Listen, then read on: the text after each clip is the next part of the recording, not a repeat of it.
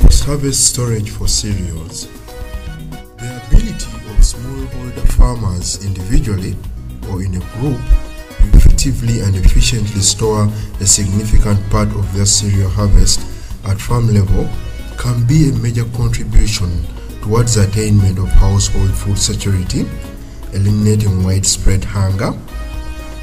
Common cereals in Uganda include maize, sorghum, millet, rice and wheat.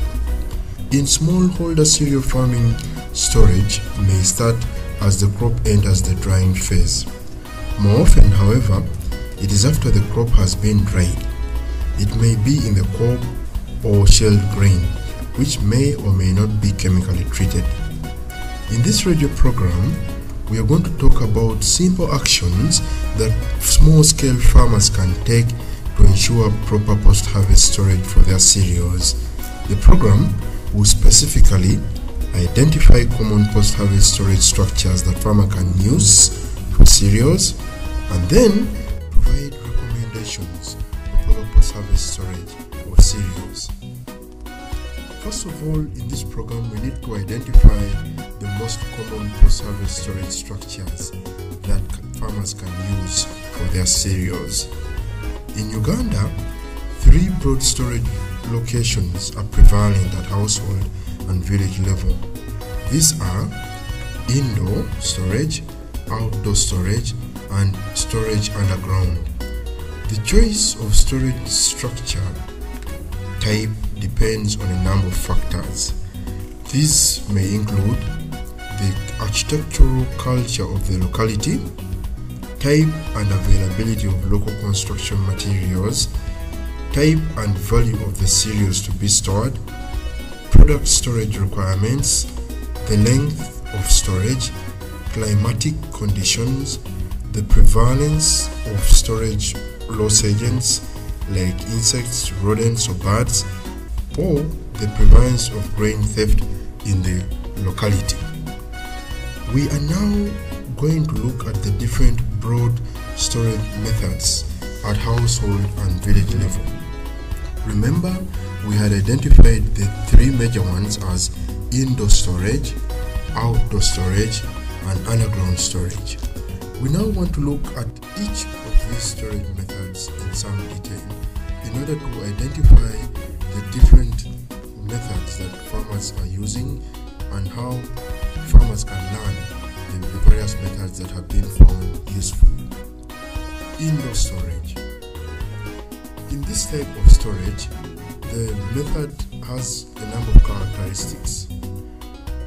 First of all, you have seen grain hung above the fireplace to be used for future planting, in most cases using strings. This is an example of indoor storage of cereals. The other attribute could be cereal grain being kept indoors in containers such as gourds, earthenware clay pots and jars, woven baskets of various types and shapes, plastic or metal tins, jars, pails and drums. These are the different storage containers that are used in indoor storage. The other attribute could be cereal that is shelled and kept in nylon, sisal or jute gunny bags. These can be heaped or laid on bare ground, or leaned on bare ground or against the walls. Another attribute could be indoor bins with walls of mud, mud and cow dung, mud and straw, mud and wattle. Or there could also be indoor granary baskets woven from local reeds and bamboo splits. The other attribute that is most common is just having a storage room within a dwelling or a house into which the grain is stored, in most cases on the floor. What about outdoor storage? Whereas indoor storage may involve storing grain or cereals within the confines of the house or a unit, outdoor storage is for outdoor storage structures that may not necessarily be in the house. And Some of the attributes that could identify outdoor storage could include stringing and hanging on horizontal cords or creepers and poles. Remember, this could be out under the veranda or any other place outside. The other one could be systematic parking of cereals on platforms for drying and storage, or the use of traditional granaries, usually formed with a roof, thatch or grass, palm leaves or papyrus stems, and raised on stone piles or yoked poles.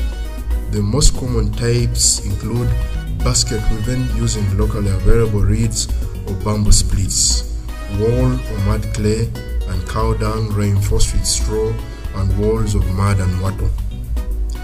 The other more common one is the compartmented bin, which may be rectangular, square or round. Others could use traditional cereal cribs, which may be open-roofed or thatched. These the methods that I explained above are some of the various methods that farmers are using to store their cereal grain. For the underground storage, the most common underground storage method is digging the ground and lining it with straw and thick plastic sheeting, and then the grain is stored in such a facility. As you must have heard, there are 3 different storage areas that cereals can be stored in, and these are more popular traditionally. But it is also important that post-harvest storage of cereals is handled properly, irrespective of what method is chosen. And therefore, it is also going to be important that we look at the different recommendations that farmers need to have in mind if they are to ensure proper post-harvest storage of their cereals. There are a number of recommendations that we want to look at in this program to help farmers to be able to appreciate what they need to do to ensure that their post-harvest storage of cereals is done properly. The first recommendation is farmers need to harvest timely. This is important because it helps them to reduce exposure time to insect pests in the field. Farmers need to follow the proper drying, threshing, and cleaning of their cereal crop in order to eliminate eggs and insects that came from the field. The other important recommendation is that farmers need to maintain strict pre-storage hygiene. Granaries, cribs, silos, and rooms previously used as stores for cereals must be clearly swept, repaired, and where possible disinfected using appropriate storage chemicals to kill off pests previously used. Reed woven indoor and outdoor granary baskets, mud wall bins, or brick wall silos must all be replastered using appropriate combinations of local material. By local material, we mean cow dung, mud, sand, and wood ash. This is done to seal off cracks, holes, and crevices which hide insect pests and their eggs. Thirdly, newly harvested cereal crops must never be stored together with infested residue crop. Otherwise, pests will spontaneously attack and flourish on the new crop. So it is important that the old crop is cleared out first before the new crop can be stored in the facility. The fourth recommendation is use clean sisal and nylon sacks for storage. If used previously, these must be washed and boiled in hot water to kill off insect pests and their eggs. The other fifth recommendation is it is important that farmers use contact insecticides either in admixture with grain or as a surface treatment. These insecticides confer long-term protection on the grain. Some farmers use insecticides like Actelic or Primipos methyl 1%, malathion 2%, and melthaphosphorus 2%. The sixth recommendation is it is important to keep areas around granaries clean and free from grasses. So The area around the granary should be slashed and the grass should be low. It should be kept. Foodstuffs or remains of food should be thrown away. Old clothing, garbage, or any other thing that could attract rodents should be kept away from granaries so that these do not attack the cereal produce that is stored within the granary. The last recommendation is that farmers need to use rodenticides, and care should be taken while using these chemicals. Rodenticides mainly are chemicals that keep rodents away from your granary. Farmers will need to get advice from the extension worker where best they can get these chemicals. And it is also important that while using these chemicals, farmers carefully follow the instructions that are rendered onto there.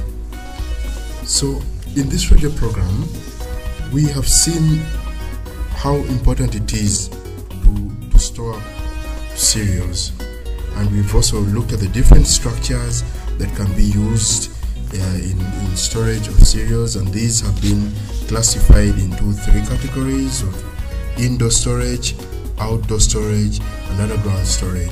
We've also looked at recommendations that farmers need to follow to ensure proper post-harvest storage of their cereals, and one such recommendation seen that they need to keep their granaries free and clean. The area surrounding these granaries should also be free from grass or remains of food. And also we've seen that it is important that they don't mix the old produce with the new one. All listeners are encouraged to tell other farmers what they've heard and learned in this radio program. This radio program has been produced by the Rural Empowerment Network, REN, with the financial assistance of the Technical Center for Agricultural and Rural Cooperation, CTA.